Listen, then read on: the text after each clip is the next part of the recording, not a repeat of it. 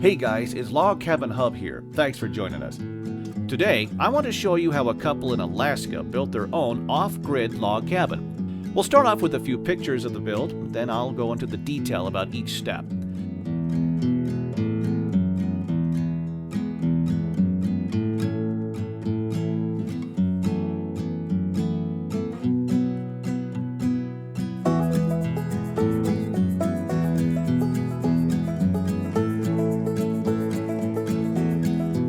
Like with any log cabin build, guys, there are 5 main parts: land, logs, foundation, building, and exterior. This couple bought a 5-acre slice of Alaska, and within a month had started their own dream build. They spent every single weekend over the next 5 months traveling to their plot and working hard to put their cabin together.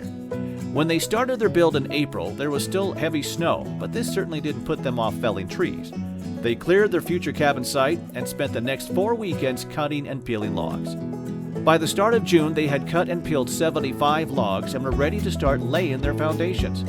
They dug 8 4-foot deep holes for their concrete post foundations. They used simple but effective methods to make sure the site was square and level. Midway through June, the first logs were laid. The first logs laid are known as the sill logs.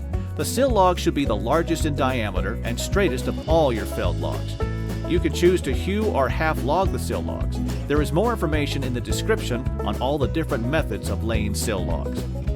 Once the first layer of logs has been laid, it's time to install the floor and raise the walls. This cabin build just goes to show you that you don't need tons of experience or fancy tools to build a log cabin. They used a homemade scribe to scribe their logs and another homemade system on wheels to move their logs. Each log was lifted into place, and they used the scribe, a saw, and a chisel to cut out a hole and join the corners together. For those who are wondering what this type of notch is called, it's a saddle notch. Again, you'll find more information in the description about this. Here's a handy tip for y'all when laying and notching logs. Remember to always lay the logs alternating between butt and tip. The cabin is now finally starting to take shape, and the walls are all finished, sitting at 7 feet high. The next step is to fit the roof. In this build, a purlin and rafter technique was used to roof the cabin.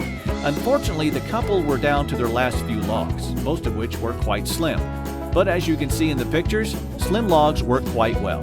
Ideally, you should have kept your best 3 logs for the roof, 2 for the purlins, and 1 for the ridge. They put the roof frame together in 4 separate pieces and later assembled it.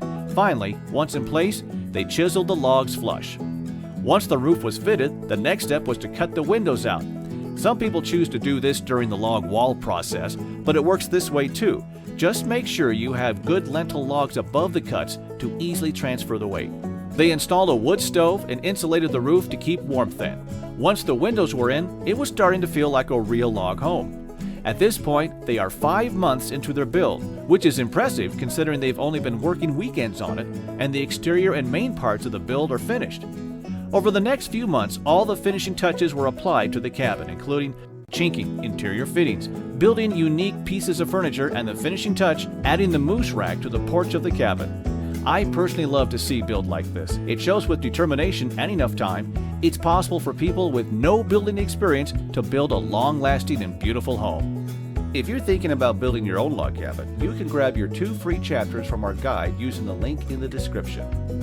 Thanks so much for watching, and if you enjoyed this video, please like, comment, and subscribe to our channel. We are just a bunch of regular people who love log cabins, and we want to share our knowledge and passion with you.